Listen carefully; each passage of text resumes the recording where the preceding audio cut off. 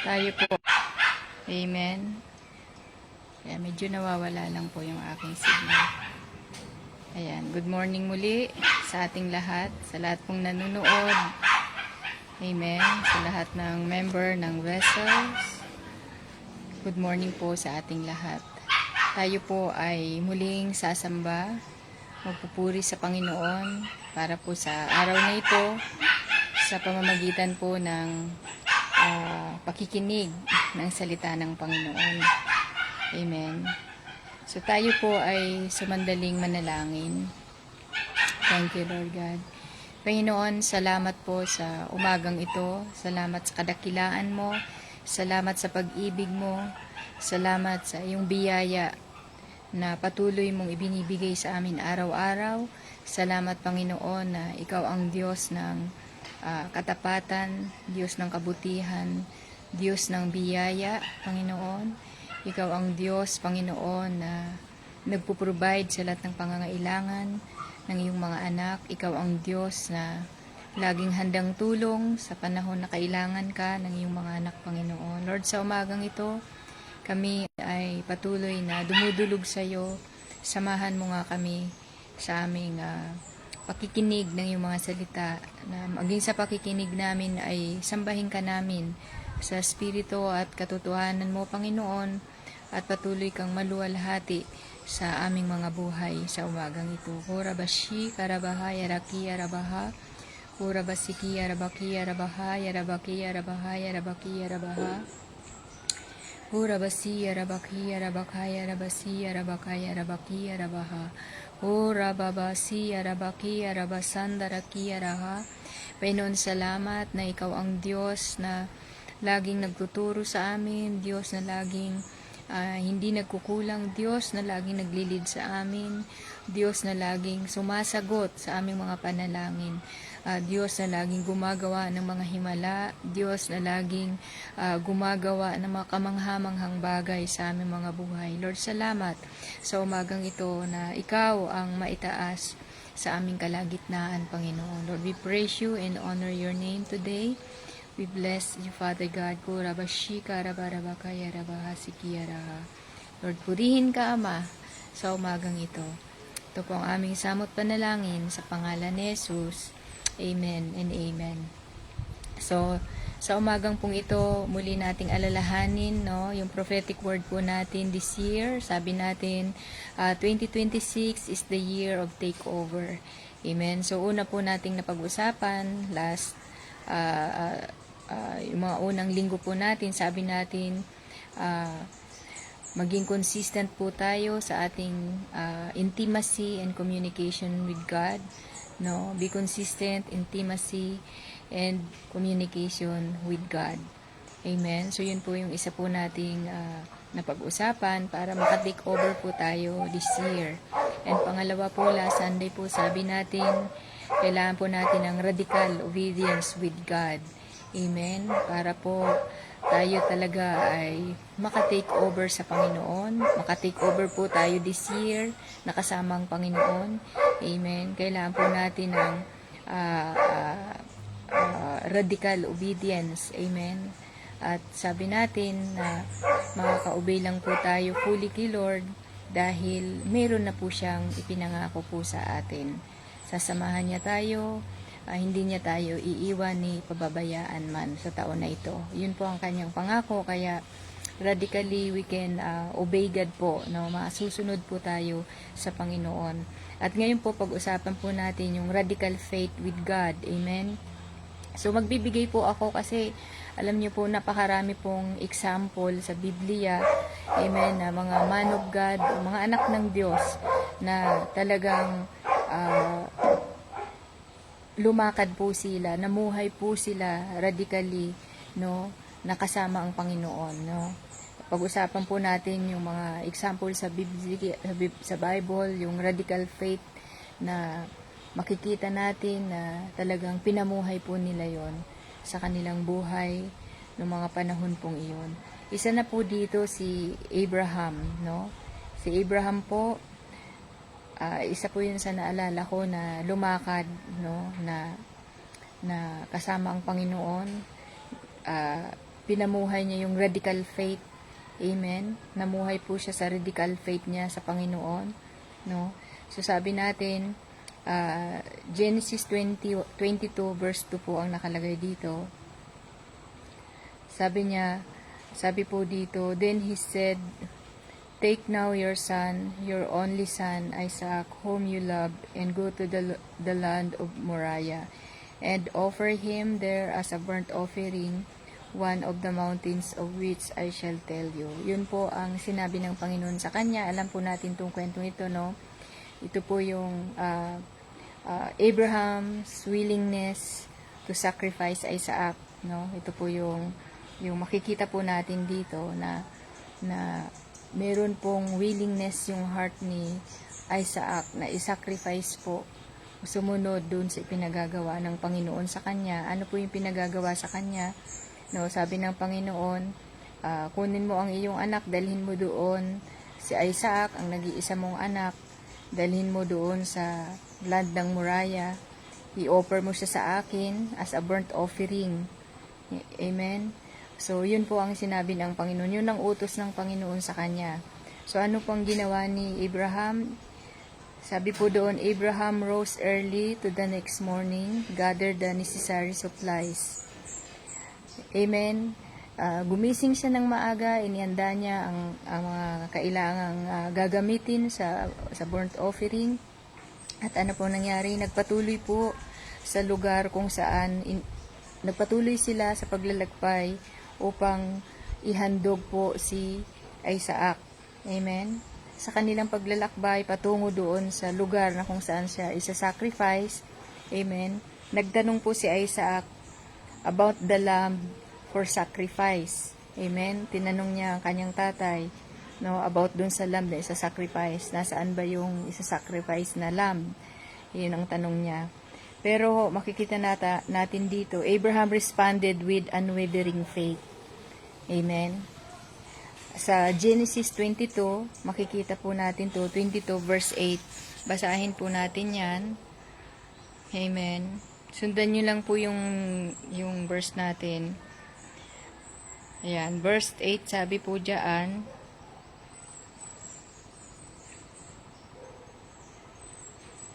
and Abraham said, my son, God will provide himself a lamb for a burnt offering. So they went both of them together. Sa Tagalog po, babasahin ko, at sinabi ni Abraham, ang Diyos ang maghahanda ng korderong pinakahandog na susunugin anak ko. Ano pat sila'y kapwa yumaong magkasama. So, amen. So, sinagot po na mayroong pananampalataya, na walang pagdududang pananampalataya, yung tanong po ni Isaac sa kanyang tatay. Ang sabi niya, magpo-provide ang Panginoon. Amen. Abraham said, my son, God will provide for himself the lamb for a burnt offering. Amen. Ipoprovide ng Panginoon yung ibo-burnt offering nila sa mga oras na iyon. Yun po ay sinabi niya na buong-buo sa puso niya na meron siyang pananampalataya na iyon po ang gagawin ng Panginoon. So, ang tugon pong ito ni Abraham ay nagpapahayag po ng malalim na pagtitiwala po niya sa Diyos. Natuto pa rin ng Diyos ang kanyang pangako. Kahit pa ito mamatay, amen, kaya niyang buhayin muli si Isaac mula sa mga patay. Yun po ang pananampalataya ni Abraham noong mga panahon pong yun. Amen. Tumugon po siya ng may malalim na pagtitiwala. Amen. Kasi po, in the natural, no, kung sasabihin sa akin, ihandog ko yung kaisa-isa kong anak, di ba? Walang taong matino sa pag-iisip na papatayin yung kanyang sariling anak. Pero si Abraham po, ano man tong challenge na ito ng Panginoon sa kanya, ay may pananampalataya siya. Amen. At nagtiwala sa Diyos. Natuto pa rin ng Diyos yung kanyang sinabi. Na ano yung sinabi niya? Doon po sa verse, na unang verse na binasa natin. Yung sabi niya, Abraham said, my son, God will provide for himself the lamb for a burnt offering. Alam ni Abraham, amen, na kahit pamamatay ang kanyang anak, Amen. Kayang buhayin ng Panginoon ang kanyang anak mula sa mga patay. Amen. Wala pong pagdududa. Amen. Kundi buo yung pagtitiwala niya, natuto pa rin ng Diyos ang kanyang pinangako sa kanya. So, makikita po natin dun sa story, no, nung itinaas na po ni Abraham yung kanyang knife, yung handa niya ng patayin. Amen. Pero, anong nangyari? God intervened providing a ram as a substitute sacrifice. Amen. Nandun po yung intervention ni Lord. Amen. Nag-intervene po ang Panginoon at tinupad niya ang kanyang pangako na siya talaga po ang magpo-provide ng i-offer sa kanya. Amen. Na ibo-burnt offering ng mga oras na iyon. Amen. So, nagpadala po ang Panginoon. Amen. God intervene. Ulitin ko. Nung handa ng patayin ni Abraham ang kanyang anak, nung itinaas na niyo ni Abraham yung knife, sabi ng Panginoon, Amen, may inihanda ako para sa iyo. Amen. So, makikita natin His radical obedience and radical faith, Amen, demonstrated complete surrender to God's authority. Yun po yung makikita po natin kay Abraham. Very, talagang he surrendered to God's authority. Amen. Dahil kilala po niya ang Panginoon. Kilala niya kanyang Diyos na pinaglilingkuran. So, ganun din po tayo mga kapatid. So, tuwing tayo po ay merong radikal na pagsunod, meron tayong radikal, sabi natin last week, no, radikal na pagsunod at radikal na pananampalataya. Amen. God will intervene and provide what we need po. Amen. Mag-i-intervene po ang Panginoon. Amen. Para ibigay niya, i-provide niya ano man ang pangangailangan ng kanyang mga anak.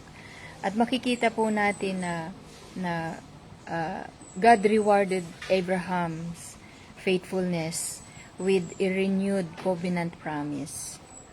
Saan po natin makikita yan? Genesis 22 verse 16 to 17 and 18. Tingnan po natin.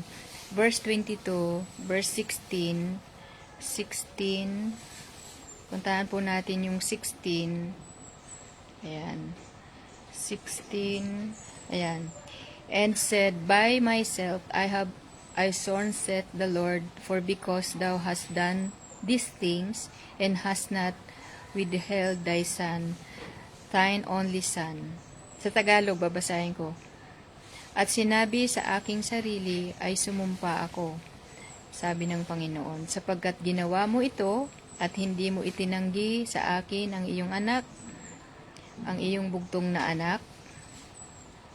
Anong pangako ng Panginoon? Ito, na sa pagpapala ay pagpapalain kita, at sa pagpaparami ay pararamihin ko ang iyong binhi na gaya ng mga bituin sa langit, at gaya ng mga buhangin sa baybayin ng dagat, at kakamtin ng iyong binhi ang pintuang bayan ng kanyang mga kaaway.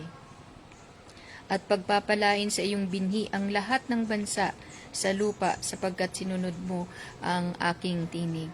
So, amen. Ang Panginoon po ay nakita po ni God, nakikita po natin, God rewarded Abraham's faithfulness with a renewed covenant promise. Ano po yung tipan ng Panginoon? Tipan na ipinangako ng Diyos sa kanya. Siya daw ay pagpapalain, amen. Siya po, yung anumang challenge po, yung naging hamon kay Abraham para i-offer niya ang kanyang anak. Amen. Dahil po sa kanyang unwavering faith, unwavering trust with God, amen, this challenge transformed Abraham into the father of faith. Amen. Siya ngayon ay tinawag na ama ng pananampalataya for generations to come. Amen. So, makikita natin yun sa Hebrews 11:17-19. Tinawag po siya na siya ay ama ng maraming bansa o father, ama ng pananampalataya. Tingnan natin. Hebrews 11 17. Hebrews 11:17. Kung nandun na po kayo, basahin po natin. Hebrews 11:17.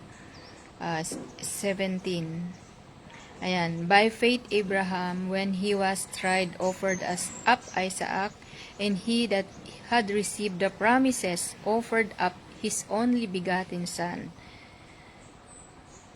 of whom it was said that in Isaac shall thy seed be called, accounting that God was able to raise him up even from the dead, from whence also he received him in a figure. Ayon, sabi po dyan, sa pananampalataya, nang subukin si Abraham ay inihandog sa Esau, siya'y tumanggap na may galak ng mga pangako na siyang naghandog sa kanyang bugtong na anak. Amen, nakikita po natin, amen, na siya po ay tinawag na father of faith. Siya po ang ama ng pananampalataya for these generations. Amen. So makikita po natin kung paano po namuhay si Abraham, amen, na mayroong consistent intimacy. Yung po ang nakita ko habang inaaral ko po ito. Amen. Makikita po natin paano po siya namuhay. Kaya siya nakalakad with radical faith with God, amen, dahil po meron siyang consistent intimacy and communication with God. And radical obedience, dahil po meron siyang mga pangako na pinanghawakan sa Panginoon. Amen. So kaya po, meron din siyang radical faith. Amen. Makakasunod ka lamang po sa Panginoon kapag meron kang radical faith. Amen. So, makikita po natin na sa pagsunod po ni Abraham sa Panginoon, amen, ito po ay makikita natin until now, pinag-uusapan ang kanyang kamanghamanghang pananampalataya sa Panginoon, na hanggang sa henerasyon po natin, ito po ay binabanggit po natin, pinag-uusapan natin. Nakita po natin mismo sa buhay po niya, amen, paano mabuhay na merong unwavering faith, amen, merong radical faith sa Panginoon. Nakita po natin ang tagumpay doon, amen, ni Abraham. So makikita po natin, amen, amen, makikita po natin na anumang challenge sa buhay po natin, amen, kapag nag-obey lang po tayo sa Panginoon, kapag pinili po natin manampalataya sa Kanya, tulad po ni Abraham, napaka-imposible man po ito in the natural, but because of his radical faith with God, pinrovide naman po ng Panginoon kung ano po ang totoo niyang kailangan sa panahon na yon. Amen. So, ganun po namuhay si Abraham, amen, sa kanyang pananampalataya. Pangalawa po na isa po nating example, amen, na mayroong radical faith ng mga panahon na yon ay si Moses. Moses leading the Israelites through the Red Sea. Amen. Naalala po ba ninyo yon nung nilid po ni Moises ang mga Israelita. Amen. Para makatawid po sila sa Red Sea. Amen. Dito po gumawa ng himala ang Panginoon. Di po ba? Basahin po natin. Exodus 14, Exodus chapter 14, verse 10. Ayan, sabi diyan, at nang si Faraon ay nalalapit, ay itiningin ng mga anak ni Israel ang kanilang mga mata, at narito ang mga Ehipsyo ay sumusunod sa kanila, at sila'y natakot na mainam, at ang mga anak ni Israel ay humihibik sa Panginoon. At kanilang sinabi kay Moises, dahil ba sa walang libingan sa Ehipto, kung kaya dinala mo kami rito upang mamatay sa ilang? Bakit ka gumawa ng ganito sa amin na inilabas mo kami sa Ehipto? Di ba ito ang sinalita namin sa iyo sa Ehipto na sinasabi, pabayaan mo kami na makapaglingkod sa mga Ehipsyo, sapagkat lalong mabuti sa amin ang maglingkod sa mga Ehipsyo kaysa kami ay mamatay sa ilang. So makikita po natin dito, no, ito po yung panahon na hinahabol na po sila ng mga Egyptian. Amen. Ngayon po, ang makikita po natin dito, no, makikita natin, grabe po yung pressure. Yun ang nakita ko dito. Grabe po yung pressure to kay Moises. Kasi po, bakit? May mga Egyptian po na humahabol sa kanila. Physical talaga hinahabol po sila, no? At hindi lang yung physically hinahabol talaga sila, talagang papatayin sila ng mga Egyptian. Amen. At hindi lang po yun, hindi lang ito ang pressure kay Moses. Hindi lang yung mabigat. Ang mabigat po dito ay yung may takot, sabi dito sa verse,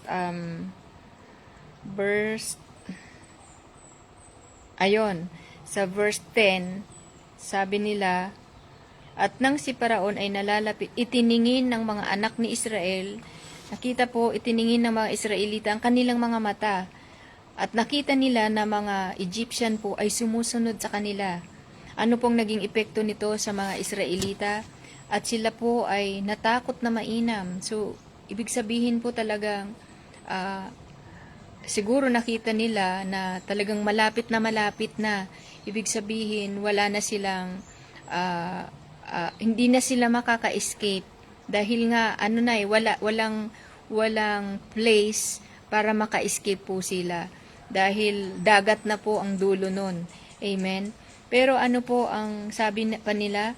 At sila'y sumusunod sa kanila at sila'y natakot na mainam. So, una po, no, mayroon pong spirit of fear, yung takot, no, spiritually, physically, talagang takot na takot po ang mga Israelita.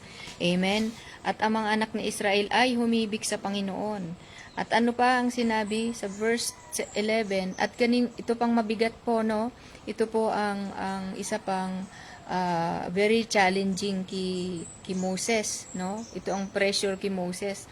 At kaninang sinabi kay Moses, dahil ba sa walang libingan sa Ehipto, kung kaya dinala mo kami, parang lumalabas po, sinisisi pa siya ng mga Israelita, di ba? Pag binasa niyo po yung kwento, no? Dahil ba sa walang libingan sa Ehipto, kung kaya dinala mo kami rito upang mamatay sa ilang? So parang, Moses, dinala mo ba kami dito para mamatay lamang kami sa ilang? So ibang klaseng pressure po yun, no? Kung sa atin yun, sabihin sa'yo, dinala mo ba ako dito para lang ako mamatay dito? At hindi lang yun, bakit ka gumawa ng ganito sa amin? At inilabas mo kami sa Ehipto. So parang ang kasalanan pa ni Moses ngayon. Di ba? Parang lahat ng paninisi ay sa kanya ibinubunton ng mga Israelita. Di ba? Inilabas mo kami sa Ehipto. Tapos sabi pa dito, diba ito ang sinalita namin sa iyo sa Ehipto na sinasabi, pabayaan mo kami na makapaglingkod sa mga Ehipsyo, sapagkat lalong mabuti sa amin ang maglingkod sa mga Ehipsyo kaysa kami ay mamatay sa ilang. You see, grabe pong pressure ito. Amen? Kumbaga siguro, sa dami po ng, sabi nga po, no, nasa 2 to 3 million, o more than 3 million pa yata, ang mga Israelitang inilid ni Moses nung panahon na iyon. Imaginein mo po yun, magkabilaan, siguro may nagsasabi, bakit mo kami dinala dito? Bakit mo pa kami nilabas sa Ehipto? Kung papatayin mo lang kami dito, gusto mo ba kaming mamatay dito? So, ibang klaseng pressure po yun, no? At the same time, physically, hinahabol sila ng mga Egyptians. Di ba? Tingnan niyo kung mabuting, habang minimeditate ko to, grabe yung picture sa akin, no? Na pipicture ko yung scenario. I-picture nyo po yung scenario na ayan na, palapit na yung mga Israelite yung mga Egyptian kasi papatayin sila. At the same time, may nagsasalita kay Moses, may namimressure pa kay Moses. Parang sinisisi siya. Sari-saring salita siguro, mga negative na salita ng takot, Amen. Salita ng paninisi. Amen. So, kinikriticize siya, criticism, di ba ba? So, yun pong makikita natin dito sa panahon ni Moses, no? Nung nililid po niya ito sa pagtawid doon sa dagat na pula. Amen. Pero ganun pa man po, ang makikita po natin, no? Ganun pa man, instead magpanik si Moses, ano pong nangyari? He demonstrated radical faith. He told the terrified Israelites, anong sinabi niya? Mga nagkikriticize na mga Israelita sa kanya, sabi niya sa Exodus 14:13, do not be afraid, do not fear. Yun ang sabi niya, stand still and see the salvation of the Lord, which He will accomplish for you today. Nakita niyo po yun, grabe po, no? Na kahit sa kabila ng mga negatibong salita na naririnig niya sa milyon-milyong Israelita na sinasabi, bakit mo pa kami dinala dito? Dinala mo ba kami dito para lang mamatay? Bakit mo kami inilabas sa Ehipto para lang kami mamatay? 'Di ba? Dapat di mo na lang kami dinala dito. Yung ganong klaseng mga paninisi ang narinig ni Moses ng mga panahon na yun. At the same time, hindi lang po yun. Ayan na yung kanyang mga kalaban na mga Egyptian na handa silang patayin. Pero makikita po natin, because of his, maybe because also his consistent intimacy with God, yun po ang nakita ko, no? Dahil sa kanyang consistent intimacy in communication with God, dahil may promise si Lord sa kanya, amen, radically naka-obey siya, and radically, amen, pinaniwalaan niya po ito. Kaya, hindi po siya nagpanik. Amen. Kahit magkabi-kabila yung pressure ng mga Israelita, pressure ng kaaway, amen, na physically papatayin sila, amen, hindi po na nagpanik. Yun yung word ko.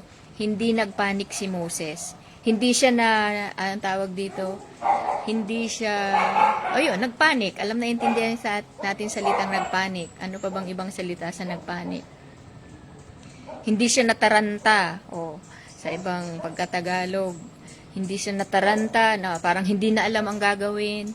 Alam niyo yung ganon. So, alam niyo po yun.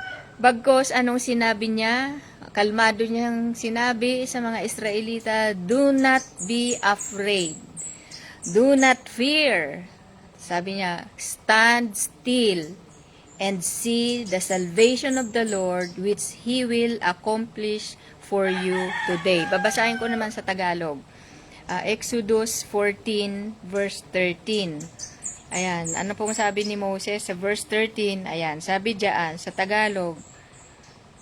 At sinabi ni Moses sa bayan, huwag kayong matakot.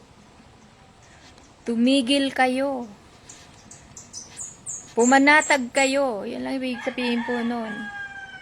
Pumanatag kayo. Tingnan ninyo ang pagliligtas ng Panginoon na gagawin sa inyo ngayon. You see, grabe po yung kanyang faith kay God. Amen? Imbis na mataranta siya, imbis na magpanik siya sa mga reklamo ng mga Israelita, imbis na magpanik siya dahil palapit ng palapit yung mga kaaway nilang humahabol sa kanila na mga Egyptian. Pero dahil po meron siyang radical faith with God, kilala niya po ang kanyang Diyos na pinaniniwalaan, alam niya ang pangako ng Panginoon niya, amen, kaya kalmado niyang sinabi, amen, huwag kayong matakot, pumanatag kayo, tingnan ninyo, sabi niya, ang pagliligtas ng Panginoon na gagawin sa inyo ngayon, sapagkat ang mga Ehipsyo na inyong nakikita ngayon ay hindi na ninyo uli makikita magpakailanman. Grabe naman yung faith niya. Kasi sa natural po, wala na silang pupuntahan sa kanilang pagtakas mula sa Ehipto. Kasi dagat na ang nakaharang sa kanila. Ang kaharap na nila ay dagat. Diba? In the natural, wala na talagang kawala. Kaya nga ganun na lamang ang takot ng mga Israelita. At hindi lang takot, kundi kinikriticize pa nila, sinisi nila si Moses. Pero hindi na antig ang pananampalataya ni Moses. Mahinahon niyang sinabi, "Do not be afraid, do not fear, be still and see the salvation of the Lord, which He will accomplish for you today." At sabi niya, at hindi na ninyo uli makikita magpakailanman ang mga Ehipsyong ito. Grabe, ganun niya po nakita sa kanyang mata ng pananampalataya. Alam niyang sa isang iglap ng araw na yon, yung mga oras na yon, ay mawawala itong mga Israelitang ito. Tingnan nyo, 14, basahin natin, tuloy po natin yung kwento. Chapter 14, verse 21. Verse 21. Ayan. At iniunat ni Moses, ito na. Diba? At iniunat ni Moses, dahil nga po no, dahil mayroong, bakit yun ang ginawa ni Moses? Kasi may tinig siyang naririnig kay Lord. You see? Oh, at iniunat ni Moses ang kanyang kamay sa ibabaw ng dagat. Wait lang po, babasahin ko lang yung iba.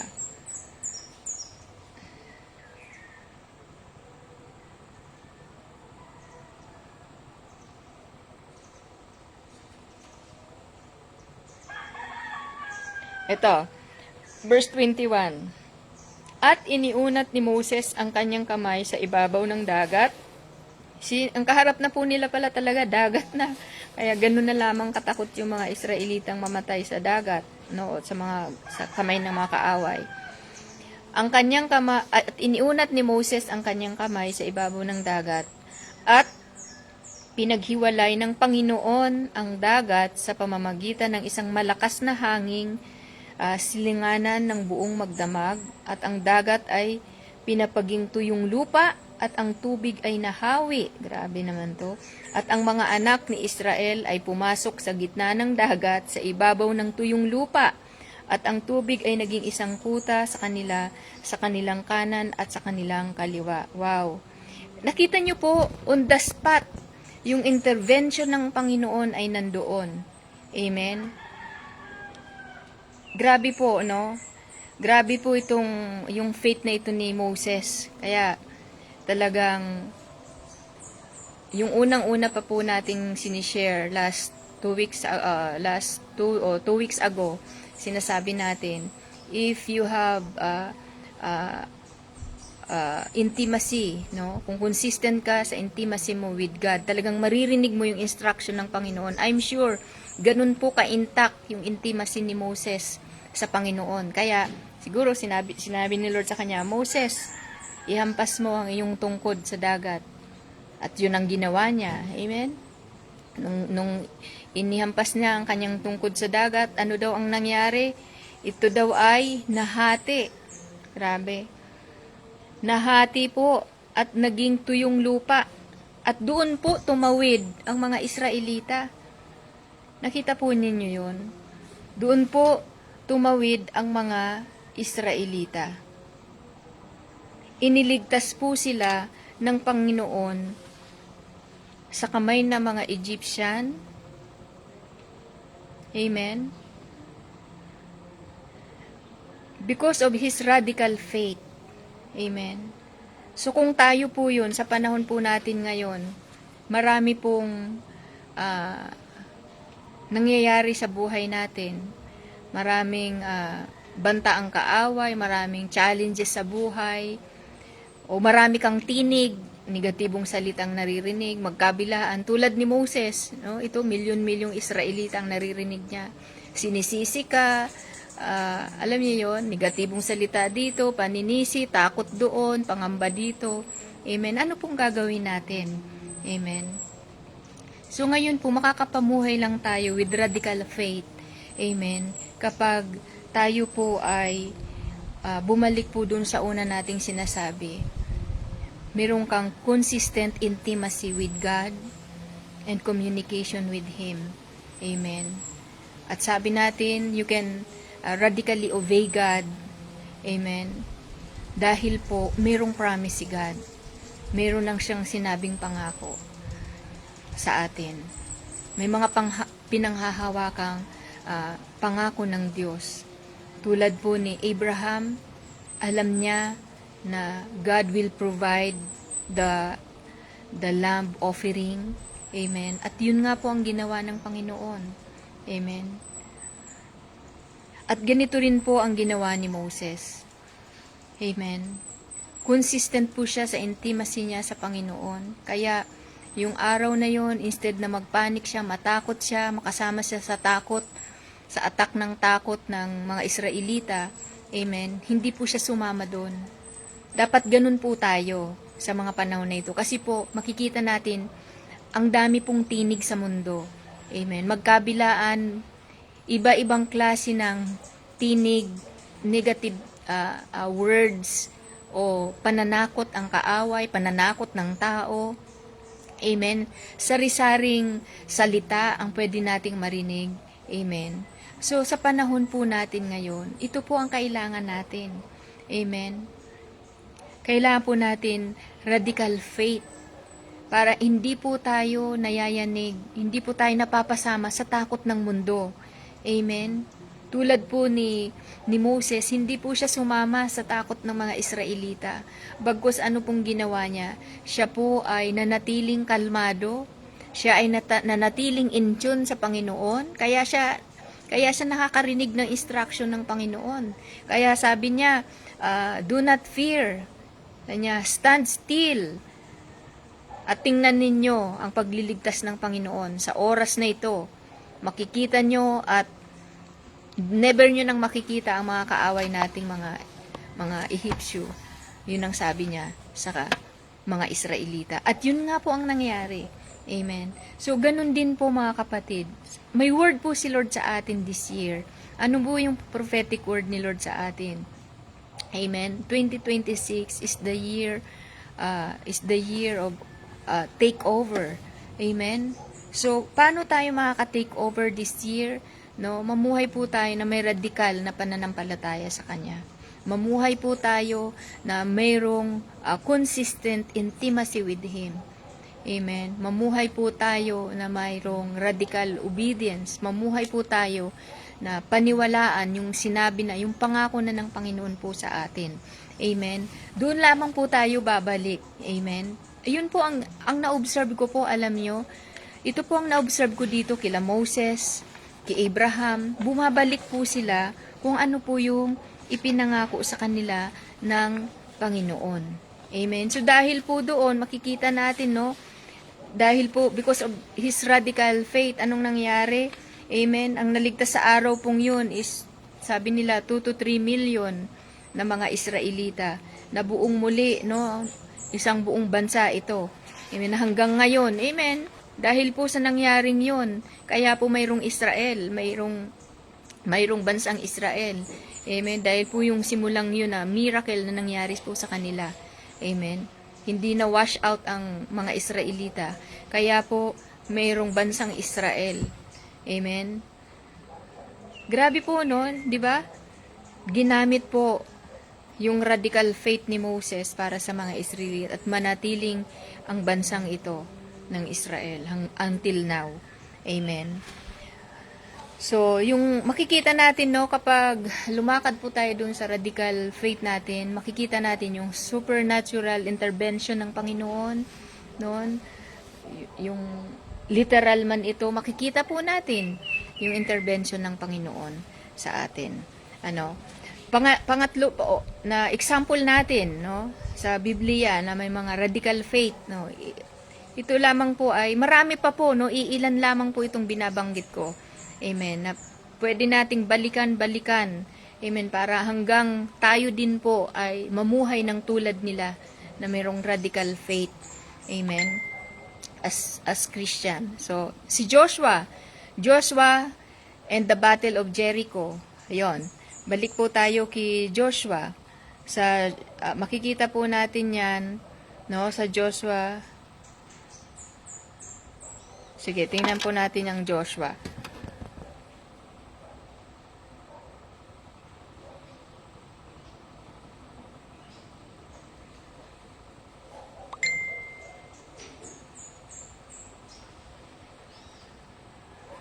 Ayon, ano po ang instruction po ng Panginoon, no? Ikukwento ko lamang po sa inyo. Ayon, makikita po natin yung the Battle of Jericho stands as one of the most extraordinary examples of radical faith in action. Ito naman po si Joshua. No, you know why? Dahil sa hindi mayanig na pananampalataya po ni Joshua sa Panginoon, very unusual po yung plan kasi ni God sa labanan na ito. Amen. Yung pagsakop nila, yung pakikipaglaban nila sa Jericho, amen, ay very unusual po yung mga instruction ng Panginoon kay Joshua. Hindi po siya ginagawa sa itong alam nating literal na battle, no? Pero po, kahit man unusual po, very unusual po yung plan ni God sa labanan na ito, pinaniwalaan po ni Joshua na kaya niyang pabagsakin literally ng pananampalataya ang isang matibay na muog. Dahil pag inobserve po natin, binasa po natin ang buong Joshua, yung sa part ng sa Jericho, amen, kinumand ni God, anong sabi ni Lord sa kanya?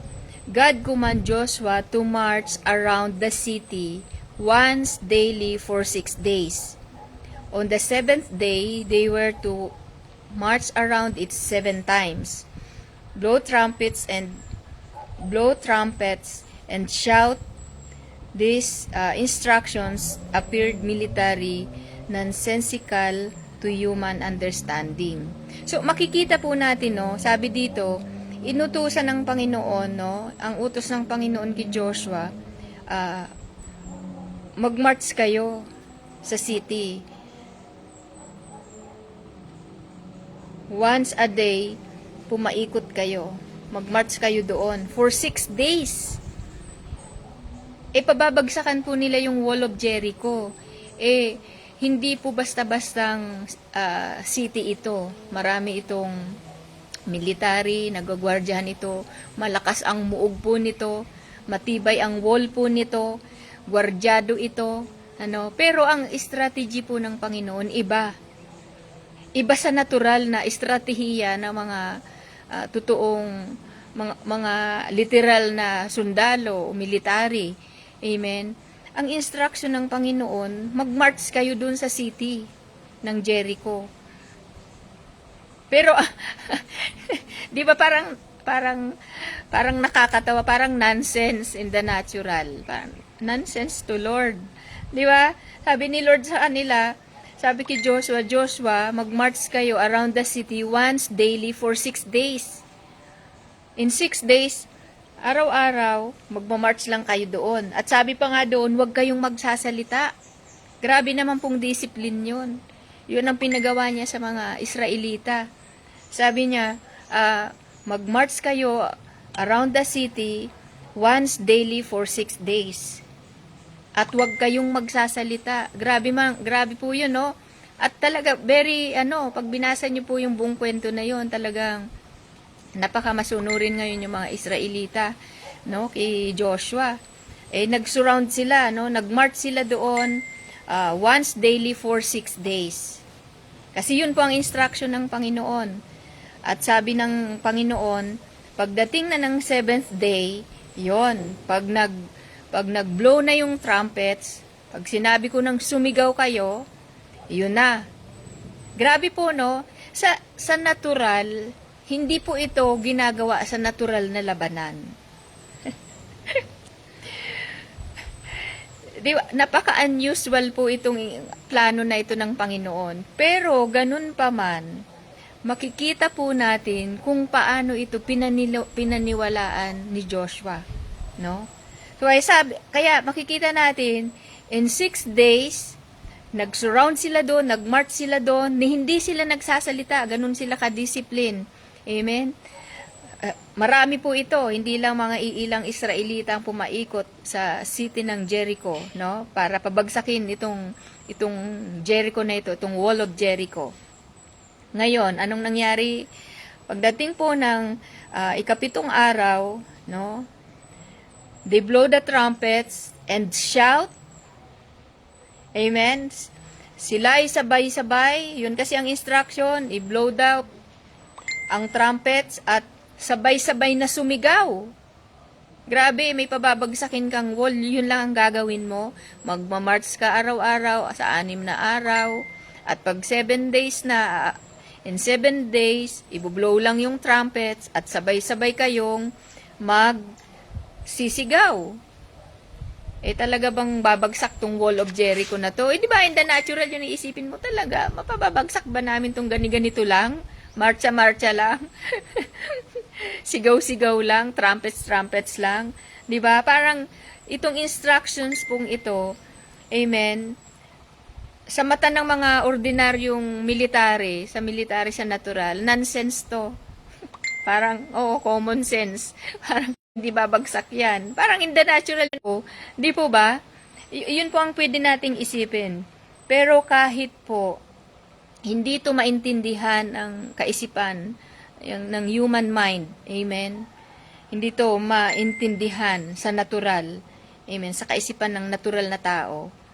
Si Joshua po iba. Amen.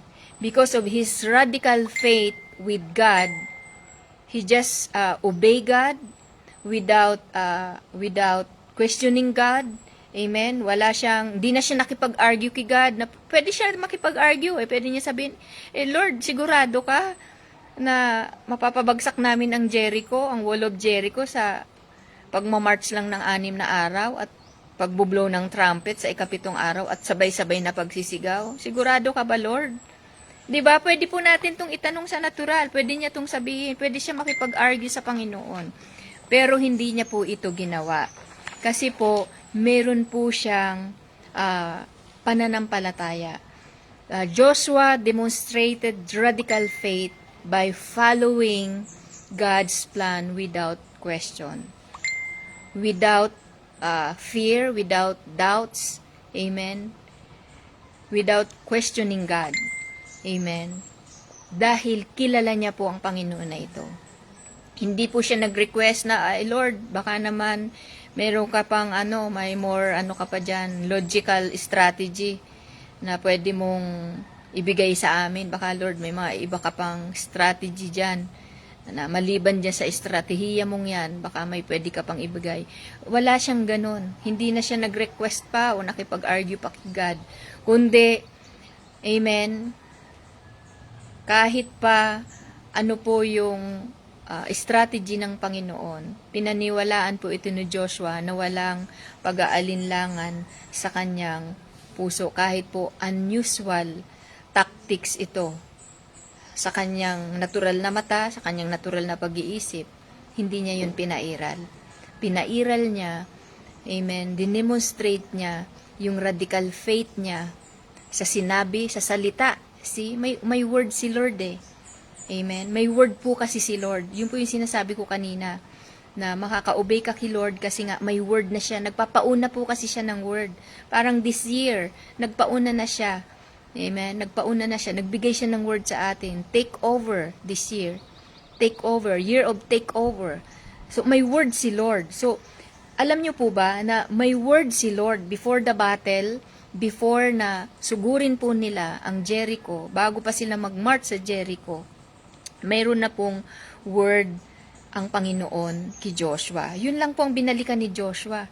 Kaya wala siyang argumento sa parang nonsense strategy ng Panginoon sa pag-conquer nila sa pagpapabagsak nila sa wall of Jericho. Amen. Makikita niyo po yun sa Joshua 6:22 verse chapter 6 verse 2. Yan, balikan natin.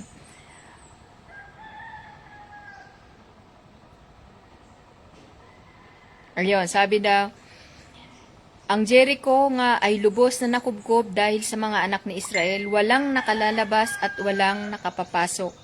At sinabi ng Panginoon kay Josue, tingnan mo, aking ibinigay sa iyong kamay ang Jericho at ang hari ni Yaon at ang mga makapangyarihang lalaking matatapang. At iyong liligirin ang bayan, lahat ng mga lalaking pandigma na lilingid na minsan sa bayan, ganito mo gagawin sa 6 na araw. Ang 7 saserdote sa unahan ng kaban ay magdadala ng 7 pakakak na mga sungay ng tupa. Ito po yung ibublow nila. Sa ika-7 araw ay iyong liligiring, papalibutang makapito ang bayan, at ang mga saserdote ay hihipan ang mga pakakak.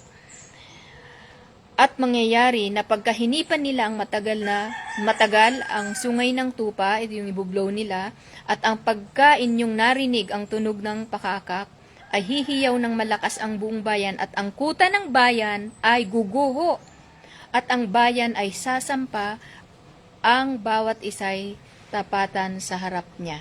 Nakita niyo po yun? Sa mga unang verses pa lang, sinabi na ng Panginoon, Joshua, ibinigay ko na sa iyo ang Jericho. Binigay ko na sa iyo ang Jericho. Sila ay talunan na. Alam niyo po, pag may word si Lord, panghawakan mo na yon. Kasi doon ka na kumapit. Amen? Huwag mo nang bibitawan po yon. Dahil pure, totoo po ang salita ng Panginoon. Amen? Hindi po nagbibiro si Lord pag may sinabi siya sa'yo. Pag sinabi niya this year of takeover ka talaga. Amen? Take over saan? Take over in the kingdom, take over even in your finances. Amen? Huwag kang papayag na matapos tong taon na ito na hindi ka talaga naka-take over, na hindi mo na-experience yung sinabi ni God. Amen? Kasi ito na ang word ni Lord. Sa una pa lang linggo natin sinabi na ni Lord, ano pa ang promise niya? Buong taon na ito, iingatan ka niya, sasamahan ka niya, hindi ka niya pababayaan. Promise niya po yun. At doon po tayo lagi babalik kasi sa kalagitnaan po ng taon na ito, nagsisimula pa lang po tayo sa taong ito, January pa lang, marami po tayong, hindi ibig sabihin walang challenges na dadaan. Mas marami pa nga po sa totoo lang. Amen? Mas marami ka pang challenges na mahaharap ngayon, itong taon na ito. Pero, ang tandaan nyo po, may word si Lord. Take over this year. Take over. Sasamahan ka niya, iingatan ka niya, di ka niya pababayaan. Yun po yung word ni Lord sa atin. Amen? Tulad po ng sinabi niya kay Joshua, Joshua, ibinigay ko na sa'yo. Sabi niya, ito, verse 3. Sabi niya, ayun, verse 3, tingnan mo Joshua, aking ibinigay na sa iyong mga kamay ang Jericho at ang hari ng Niyaon. Maging yung hari doon ay binigay ko na sa iyo, talunan na siya. At ang mga makapangyarihang lalaking matatapang, talunan na sila. You see, nagpauna na po ang Panginoon kay Joshua bago pa nila paligiran, bago pa sila mag-march sa city ng Jericho. Amen. Bago pa nila ito paikutan ng 6 na araw, at sa ika-7 araw na sila ay sisigaw at magbublow ng trumpets. Amen. So bago pa nila gawin yun, may pinauna ng word si Lord. Ganun po si Lord sa atin. Amen. Na kumbaga po, gusto kong sabihin sa inyo, para po this year, mangyari po yung word ni Lord sa atin. Panghawakan po natin yung salita niya. Panghawakan po natin yung promise niya. Amen. Kasi makikita po natin, sa panahon ni Joshua, yung kanya pong pagsunod sa Panginoon ay nagpapakita ng totoong pananampalataya niya. Kahit pa man sa natural ay parang siraulo ka sa natural sa mundong ito, kay Lord foolish ka kay Lord. Ganun ka karadikal kay Lord. Amen. Ganun po ka karadikal si Joshua sa Panginoon. The victory of Jericho wasn't won through military might or human strategy. Tandaan po nyo yun. Hindi po sila nagtagumpay, amen, sa Jericho dahil lamang po sa military might o yung puwersa ng military sa panahon na yon sa mga Israelita. Hindi po. Hindi yun ang nagpabagsak sa Jericho. O human strategy. Hindi po estratehiya ni Joshua yon. Yun po ay God's strategy na ibinigay niya po kay Joshua. Amen. So ngayong taon po, para po tayo ay maka-take over, amen, kapag meron po kayong consistent intimacy and communication with God, ulitin ko ulit, amen, malinaw niyong maririnig yung mga instructions ng Panginoon. Amen. Malinaw niyong maririnig yung mga pangako niya. And because you heard Him clearly, amen, narinig mo siya ng malinaw, araw-araw, amen, makasusunod ka radically sa Panginoon. You can obey God radically. You can obey God. Amen. Dahil may narinig kang pangako. At dahil may narinig kang pangako, at dahil makasusunod ka sa Kanya, dahil mayroon kang radikal na pananampalataya. Amen. Bibigyan ka ni Lord hindi human strategy upang magtagumpay ka sa taon na ito. Upang mag-take over ka sa taon na ito. Bibigyan ka ni Lord mga makadiyos na mga estratehiya. Amen. Na mula lamang sa Kanya na hindi mo ito mapupulot sa kanino mang kaisipan ng tao o sa estratehiya ng isang natural na tao. Amen. Lahat po makikita natin na mga man of God o mga anak ng Diyos sa Biblia, lahat po ng tagumpay nila ay hindi lamang po sarili nilang estratehiya, kaya sila nagtagumpay. Because of God's strategy na kanilang malinaw na narinig, malinaw na sumunod, handang manampalataya, handang maniwala, kaya po sila naging mapagtagumpay sa buhay na ito. So, yun po ang gagawin din po natin. Amen? Yun pong pagkatiwalaan po natin ang Panginoon. Amen? Sa taong ito. Amen? Dahil sa totoong pagtitiwala sa kapangyarihan po ng Diyos. Amen? Makikita po natin, no, balikan natin si Joshua, yung Joshua's leadership inspired an entire nation to exercise corporate faith. Grabe, no? Ito po ang nangyari, no?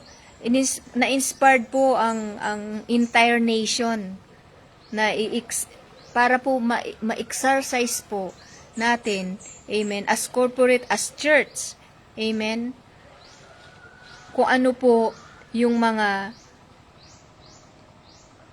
ibinibigay na instruction ng Panginoon para sa iglesia niya. Amen. So, kailangan po, no, hindi lang po yung radical faith ay uma-apply sa isang tao, hindi lang sa individuals po. Amen. Hindi lang to uma-apply sa akin. Uma-apply din po ito tulad ng ginawa sa panahon sa pangunguna ni Joshua. Amen. Sa kanyang pangunguna sa buong Israelita. Amen. Na-exercise po nila yung tinatawag na corporate faith. Amen. Sama-samang pananampalataya. So tayo may mga churches, may kanya-kanya tayong home church, amen. Kung ano man po yung prophetic word o ano po yung ipinagagawa ni Lord sa buong isang church na yon, sama-sama po tayong maniwala doon. Amen. At yun po ang mangyayari. Kasi po makikita nyo po dun sa panahon ng paglilid ni Joshua sa mga Israelita, di po ba, isang grupo po sila. Amen. Hindi lang po naman si Joshua kaya nga ang instruction, mag-march kayo sa Jericho, sa city of Jericho, sama-sama kayo. Amen. Yung nagkaisa po sila doon, unity po sila doon, united sila doon. Amen.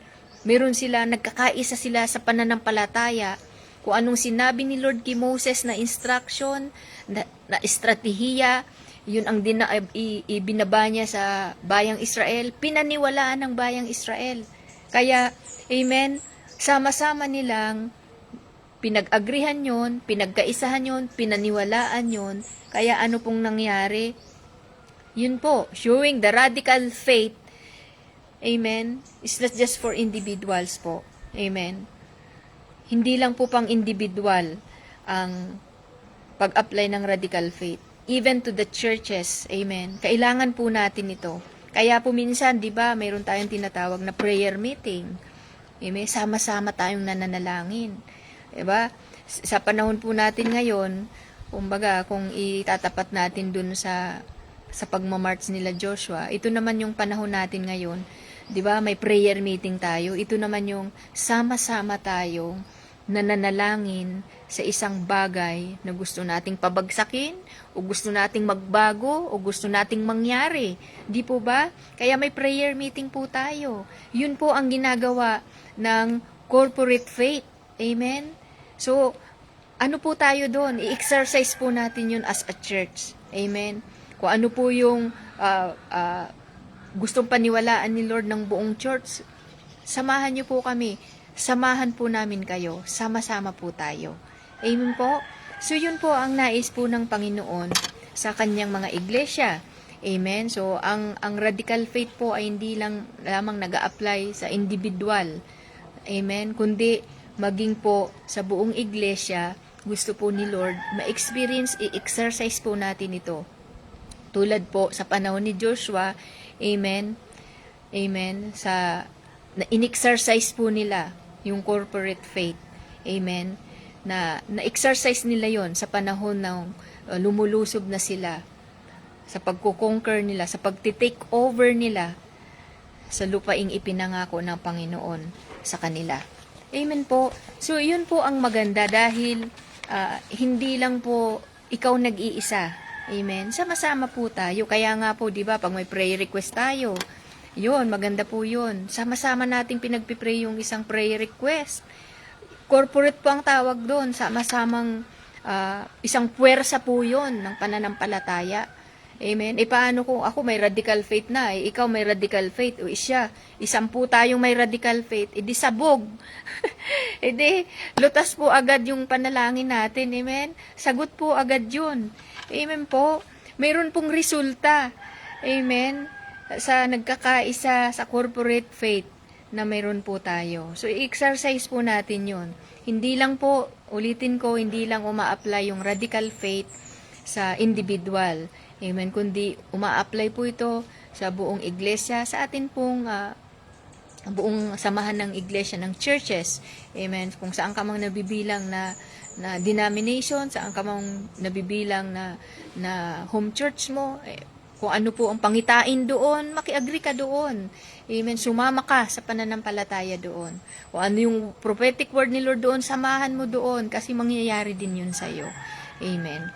Yun po ang nais ng Panginoon. Kaya nga po, makikita po ninyo, amen, noon pong nagtitake over na sina Joshua at ang mga Israelita, sa hulihan po noon lahat po ng samsam, lahat ng kanilang, yung spoil po nila, amen, hati-hati sila, pantay-pantay sila, may mga shares sila, amen. Kasi po yun ang sabi ni God ngayon ang prophetic word ni Lord sa atin, take over, amen, in my kingdom, take over in your finances, amen. So, sa lahat ng area po ng buhay natin, magti-take over po tayo. Pero, kailangan din po natin ang bawat isa. Amen. Tulad po nung pinangunahan ni Joshua ang mga Israelita na pabagsakin ang Wall of Jericho, hindi lang mag-isa si Joshua. Sama-sama po sila ng bayang Israel. Kaya po nila napabagsak. Church, marami po tayong kailangan pabagsakin ngayon. Amen. Sa panahon natin ngayon. Ang dami nating pwedeng pag-agrihan sa panalangin, panampalatayanan sa panalangin, mapa-individual, mapa-pamilya, mapa-business, mapa-church, mapa-trabaho, mapabayan, mapabansa. Ang dami po. Amen. Isa pong malakas na puwersa po tayo. Amen. Kapag nagsama-sama po tayo, yung mga faith po natin, Amen. Kaya po nating pabagsakin ano man pong taas, ano man pong tibay ng wall na ito, ng kaaway, ay kaya nating pabagsakin. Tulad ng wall of Jericho, amen, because of their radical faith, corporate radical faith with God, amen, napabagsak po nila ang wall of Jericho. Na-conquer po nila ito. Isa-isa nilang na-conquer hanggang talagang napaalis nila yung mga giant sa lupaing ipinangako ng Panginoon. Simula pa lamang po ito ng pagkukonquer nila. Pero may makikita mo na doon, amen, yung corporate faith ng panahon ni Joshua. No, in-exercise na po nila yon. In-exercise po nila yung panahon na iyon. So, kaya po, church, no, isa pong makikita nating lesson dito, no. So,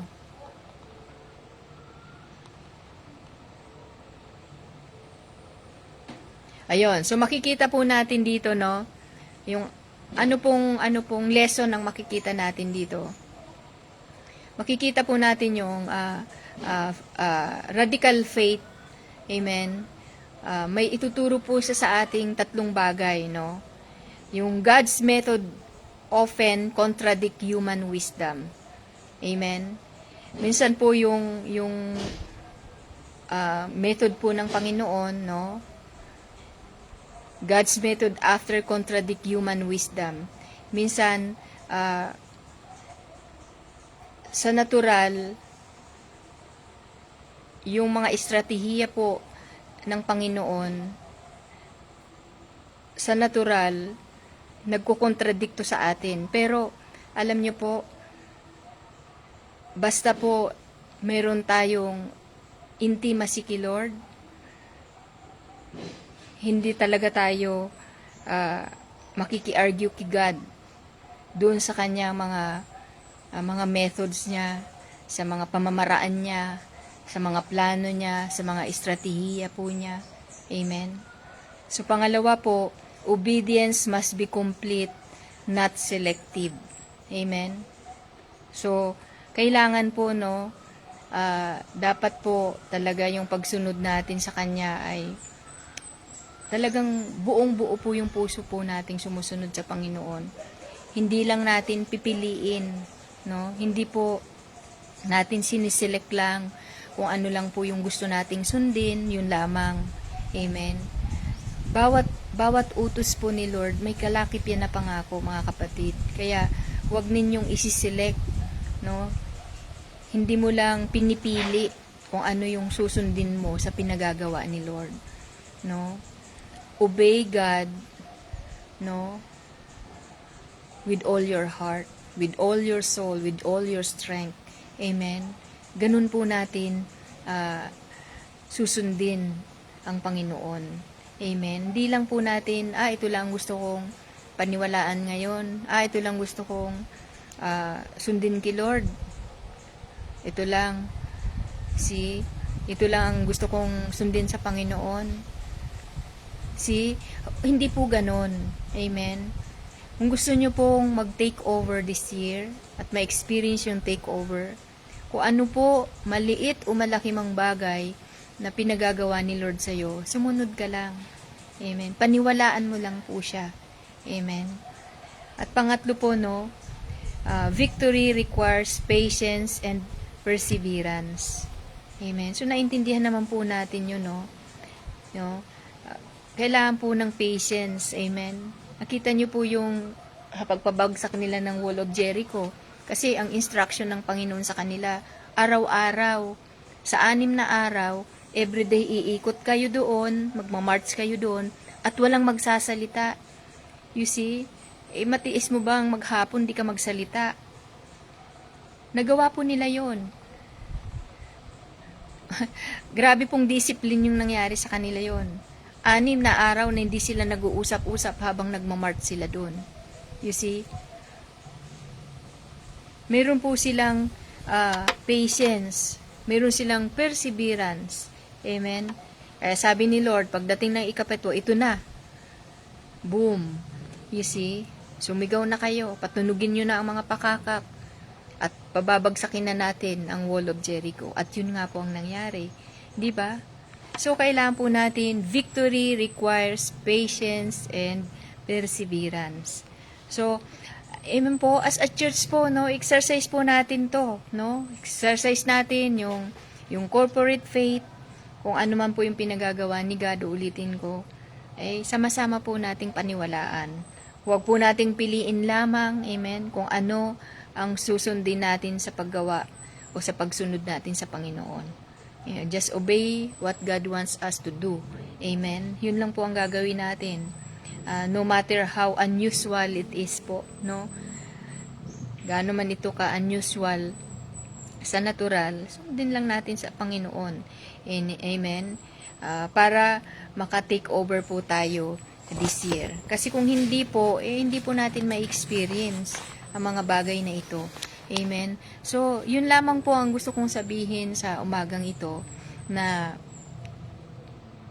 iil lamang po itong binanggit ko na mga example, no? Kung gusto niyo po pang lumalim pa doon, no, yung about sa radical faith, sa mga binanggit ko po, basahin niyo po. Basahin niyo yung buhay ni Moses, basahin niyo yung buhay ni Abraham, basahin niyo yung buhay ni Joshua, basahin niyo yung buhay ni Paul. Amen, dami po. Ang dami pong example na hindi na natin kailangan pang, ang tawag dito, kumuha pa ng iba pang mga libro para lang tumingin kung ano ibig sabihin ng radical faith. Mismo po sa mga buhay lamang po nila, malalaman mo na anong ibig sabihin ng radical faith. Paano mamuhay, paano mabuhay na mayroong radical faith. Amen. Balikan nyo lang yung Bible. Ngayon kung sinasabi ni Lord sa iyo dahil amen, hindi ka na nakakapagbasa ng Bible kung ito ang gusto ni Lord. O radical faith. Lord, mula ngayon, araw-araw na, magbabasa ako ng radical change naman ang gagawin mo. Amen? May radical change ka talang gagawin sa personal mong buhay. Oh, Lord, kasi last year din ako nakapagbasa masyado. Sige Lord, ngayon gusto ko talaga mag-take over, Lord. Radically, Lord, talaga gusto ko na mag-change sa lifestyle ko. Amen, sa routine ng buhay ko. Paggising ko sa umaga, Lord, to talaga radical faith to Lord. Mag-a-apply ko ito, Lord. Mananalangin ako ng ganitong oras. 1 oras, Lord, ilalaan ko ta sa'yo araw-araw. Lord, 1 oras, araw-araw, babasahin ko yung Bible para maka-take over ako, Lord. Lord, ito, araw-araw, mag-worship ako sa'yo para marinig kitang malinaw, marinig ko yung instructions mo, Panginoon, maka-take over ako. Lord, so ito Lord, radical change Lord ang gusto kong gawin ngayon. Go for it mga kapatid. Kasi po yun ang kailangan talaga natin.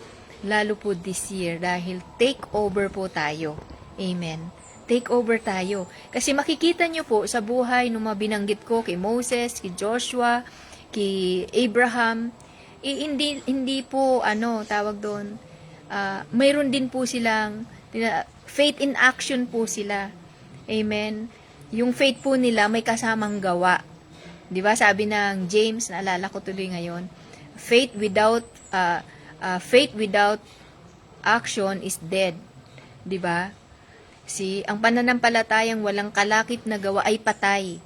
You see, ayaw po nating patay ang pananampalataya natin this year. Gusto natin buhay, may buhay siya. Buhay na pananampalataya. Amen. Yun po ang gusto po natin. So, faith in action po tayo. Amen. Meron pong action. Meron pong, tinatawag dito, may yung action. Alam niyo yung ibig sabihin ng action? May gawa. Di ba? May paghakbang. Yun. Ang pananampalataya may paghakbang. Amen. May pagsunod. Amen. May paggawa. Amen. Hindi mo lang siya narinig, kundi gagawin mo rin siya. Amen. So, kung ngayon po pinagagawa ni Lord sa iyo, anak, ito na ang instruction ko sa iyo dahil take over tayo ngayon. Para maka-take over ka, basahin mo, mag-devotion ka araw-araw. O mag-i-incline mo yung ears mo sa akin. Meditate mo tong word ko.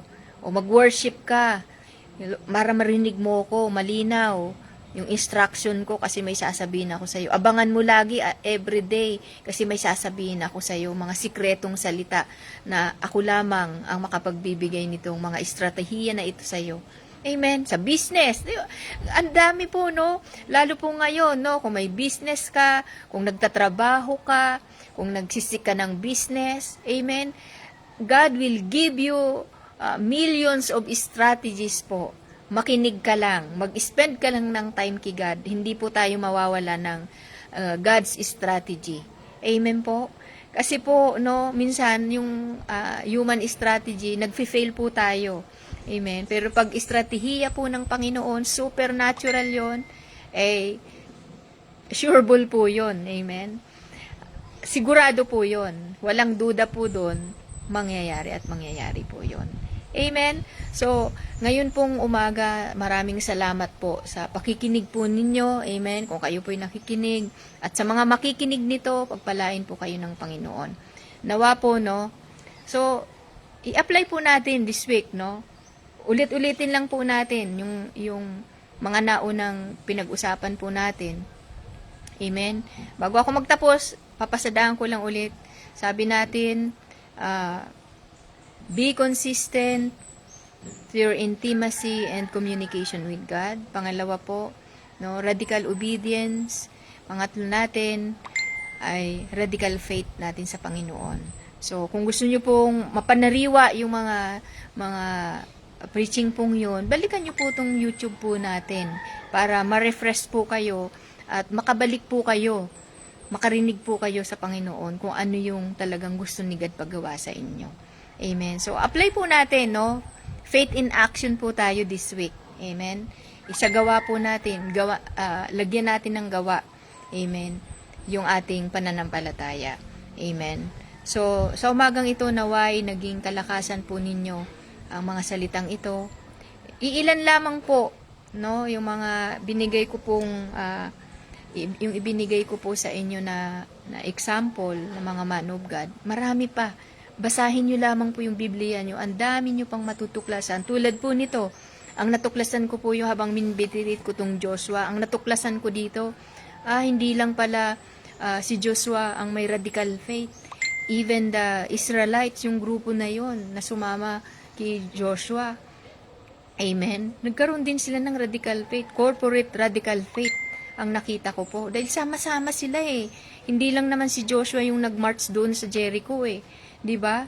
You see? So ganun din po. Yun po. Dati di ko po nakita 'yon.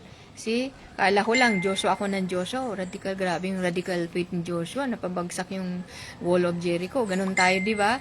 Pero hindi pala eh. May kasama pala niya yung mga Israelita. You see? So hindi lang po si Joshua ang nakaranas ng radical faith noong mga panahon na 'yon. Kasi kung anong pinaniwalaan ni Joshua sa strategy ng Panginoon ay pinaniwalaan din ng bayang Israel. You see? So, ganun po mag-meditate. Amen? You see? Makikita nyo po, ang dami pa po, no? Ang dami pa nating talagang makikitang mga wisdom, mga revelation. Ang sarap po i-meditate ng word ni God. Lalalim ka sa pananampalataya mo, talagang magiging radical ka. Magiging radical ka sa pagsunod, magiging radical ka sa paniniwala mo sa Kanya. Amen. Pag sinabing radical, parang, alam mo yon, yung parang kakaiba ka sa lahat. Alam mo yon? Alam niyo ibig sabihin, i-google nyo. Radical faith, no? Ibig sabihin, parang iba, ito yung, kumbaga, hindi ito unusual na gawain ito ng isang normal na tao. Parang ganun. Alam niyo yon? 'Di ba? Ganun ka karadikal. Parang hindi ka bumabase sa nakikita mo sa natural. Oh, alam mo 'yon. 'Di po ba? Ang sarap po ma-experience ito. Kasi na-experience po namin 'to, nararanasan namin ito. Amen. Yung mga radical faith na 'yan, talaga pong nararanasan namin. Kaya pag sinishare po namin ito, sobrang kami ang unang-unang masaya. Kasi bakit? Na-experience namin to eh. Subukan nyo po yun. Mamuhay kayo sa radical faith. Pag nag-testimony ka, ikaw ang unang masayang-masaya. Kasi alam mo ang pakiramdam. Alam mo ang karanasan na ito. Amen? Hindi mo lang ito isip-isip, kundi meron kang experiential knowledge about it. Amen? Hindi lang to sa isip mo, kundi talagang napamuhay mo to. Naranasan mo ito. Amen. So, yun po, amen, radical faith natin sa Panginoon. So, ngayon po umaga, kung nakahanda po yung communion po ninyo, amen, bago ako magtapos sa panalangin, tayo po ay mag-communion po. Amen. Silyuhan po natin ang banal na dugo ng Panginoon, ang atin pong napakinggan na salita ng Panginoon. Amen. So, tayo po ay mananalangin. Amen. Hawakan niyo po ang inyong mga communion. Kung mayroon na kami nakahanda dyan, tayo ay mananalangin. Sa may mga karamdaman po, angkin niyo po yung kagalingan nyo. Radical faith, no? Radical faith of healing. Amen. Angkin niyo po, no? Take over po kayo, mag-take over kayo sa inyong mga katawan. Amen. Kailangan hindi nagti-take over ang sakit sa ating mga katawan. Amen. So let's pray po. Panginoon, salamat Ama sa umagang ito. Salamat o Diyos sa iyong mga salita na mamumuhay kami, Lord, sa faith in action, radical faith, Panginoon. Mamumuhay kami ayon sa pangako mo, ayon sa mga salita mo, aming Ama. Lord, sa umagang ito, inaalala po namin, Lord, na dahil sa kamatayan mo sa krus ng Kalbaryo, dahil sa iyong katawan na nabayubay sa krus, inaangkin namin na sa mga latay ni Jesus, kami nga po ay nagsigaling na. Ito po'y inaangkin namin, aming Ama, sa pangalan ni Jesus. Maging ang banal na dugo ni Jesus na siyang nabayubay, nagdanak ang dugo sa krus ng Kalbaryo. Kami ay nilinis at pinatawad sa aming mga kasalanan. Sa umagang ito, salamat sa bagong tipan na may tipan kami kay Kristo, tipan ng tagumpay, pagpapala, biyaya, at kami mananagumpay habang kami nabubuhay sa mundong ito. Lord, we will take over this year, O God. Salamat sa iyong salita na makaka-take over kami sa panahon na ito, sa aming mga pinansyal, sa aming sa kaharian mo, Panginoon. Lord, dahil yun ang ipinangako mo, aming Ama. Lord, salamat sa dugo at katawan ng Panginoong Jesus na nananalaytay ngayon sa aming mga buhay. Purihin, luwalhatiin ka, aming Ama. Ito po ang aming samot panalangin sa pangalan ni Jesus. Amen and amen. Kainin po natin.